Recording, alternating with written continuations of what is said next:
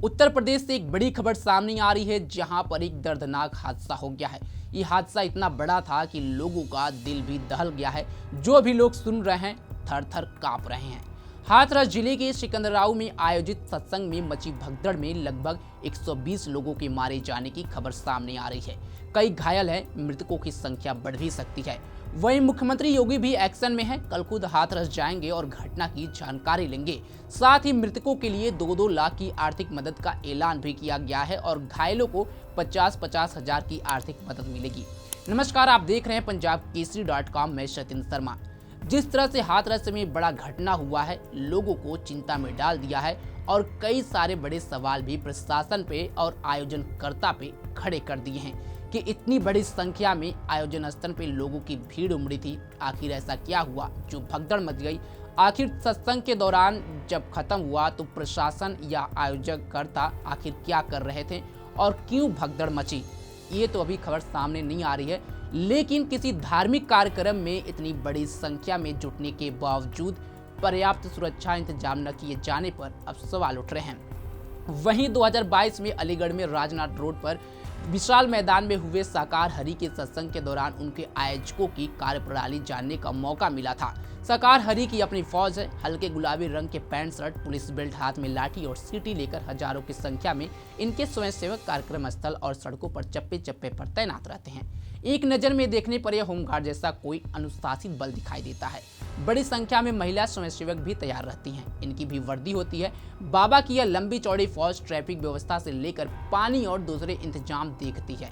कार्यक्रम स्थलों पर बाबा की फौज का यह गणवेश आप कई काउंटरों से बिकते देख सकते हैं। कार्यक्रम स्थलों पर बाबा की फौज का यह गणवेश आप कई काउंटरों से बिकते देख सकते हैं। कहा जाता है कि इसे खरीदने की अनुमति उन्हीं लोगों की होती है जिसे बाबा चाहते हैं। कई बार यह स्वयंसेवक आम आदमी को कार्यक्रम स्थल के पास से गुजरने से रोक भी देते हैं।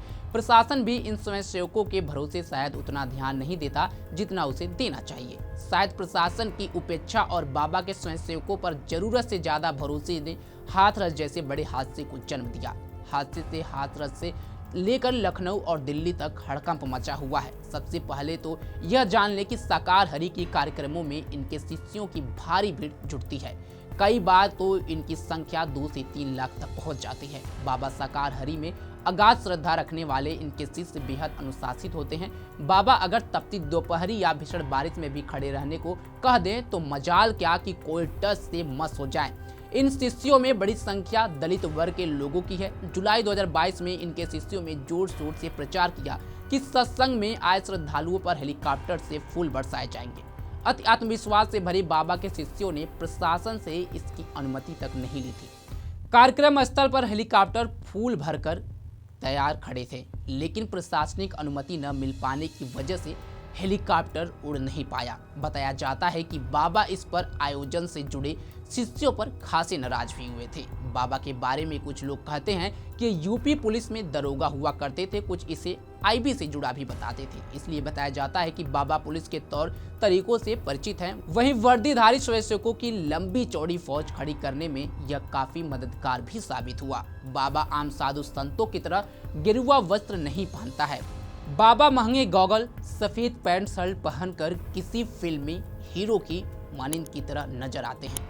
अपने प्रवचनों में बाबा पाखंड का विरोध भी करता है। चूंकि बाबा के शिष्यों में बड़ी संख्या में समाज के हाशिए वाले गरीब, दलित, दबे कुचले लोग शामिल हैं, उन्हें बाबा का पहनावा और यह रूप बड़ा लुभाता है। महिला भक्तों में बाबा का खासा क्रेज दिखाई देता है। कानपुर से आई बाबा की शिष्या से हमारे रिपोर्टर की बात हुई तो उनका कहना था कि बाबा साक्षात हरि अर्थात विष्णु के अवतार हैं। बाबा के मंच के ठीक सामने उनकी ड्यूटी लगाई गई थी। गदगद महिला भक्त इससे फूली नहीं समा रही थी। उन्होंने बताया कि बाबा का चेहरा दमकता रहता है, उस पर अलौकिक तेज है। उनके साथ आए कई शिष्यों का मानना था कि बाबा के पास दैविक शक्तियां हैं, वह कुछ भी कर सकते हैं। सिकंदराव थाना अंतर्गत फुलरई मुगलगढ़ी के एक खेत में साकार हरि बाबा का यह 1 दिवसीय सत्संग चल रहा था। वहां पर बच्चों के साथ महिलाओं और पुरुष बाबा का प्रवचन सुन रहे थे। लगभग 1:45 बजे सत्संग खत्म हुआ। बाबा के अनुयायी बाहर सड़क की ओर जाने लगे। बताया जा रहा है कि लगभग 50,000 की संख्या में अनुयायियों को सेवादारों ने जहां थे वहीं रोक दिया। सेवादारों ने साकार हरि बाबा के काफिले को वहां से निकाला। उतनी देर तक वहां अनुयायी गर्मी और उमस में खड़े रहे। बाबा के काफिले के जाने के बाद जैसे ही सेवादारों ने अनुयायियों को जाने के लिए कहा, वहां भगदड़ की स्थिति बन गई। इस पूरे घटनाक्रम पर हाथरस के डीएम ने क्या कहा, उसे सुने। जनपद हाथरस में तहसील सिकंदर अंतर्गत गांव मुगलगढ़ी में एक आयोजन भोले बाबा का समागम हो रहा था, जिसमें जब समागम अंत हो रहा था तो उस समय अत्यधिक उमस के कारण जब वहां से लोग निकलने के हुए तो उस समय ये घटना कारित हुई है। वहीं पीएम मोदी ने हादसे पर कहा कि यूपी के हाथरस में जो भगदड़ हुई उसमें अनेकों लोगों की मृत्यु की खबर सामने आ रही है। जिन लोगों की जान गई है, मैं उन लोगों के लिए संवेदना व्यक्त करता हूं। मैं सभी लोगों के जल्द स्वस्थ होने की कामना करता हूं। केंद्र लगातार राज्य सरकार के संपर्क में है। मैं भरोसा देता हूं कि पीड़ितों की हर तरह से मदद की जाएगी। बसपा सुप्रीमो ने भी हादसे पर दुख जताया है। बसपा सुप्रीमो मायावती ने कहा कि यूपी के जिला हाथरस में सत्संग के दौरान मची भगदड़ में काफी संख्या में लोगों की हुई मौत व अनेकों के घायल होने तथा आगरा में भी बौद्ध भीम कथा के दौरान एक युवक की हुई हत्या अति दुखद है। सरकार इन घटनाओं की जांच कर उचित कार्रवाई तथा पीड़ित परिवारों की आर्थिक मदद करे। पीएम मोदी ने लोकसभा में संबोधन के दौरान हाथरस हादसे का जिक्र किया। लोकसभा में राष्ट्रपति के अभिभाषण पर संबोधन के दौरान पीएम मोदी ने हाथरस हादसे का जिक्र करते हुए दुख प्रकट किया। उन्होंने पीड़ित परिवार को हर संभव मदद का भरोसा दिया।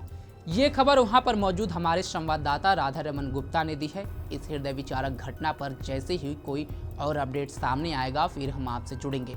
लेकिन इस घटना के बारे में आपकी क्या राय है, कमेंट बॉक्स में हमें जरूर बताएं। तमाम खबरों के लिए जुड़े रहे हमारे साथ और देखते रहें पंजाब केसरी.com। धन्यवाद।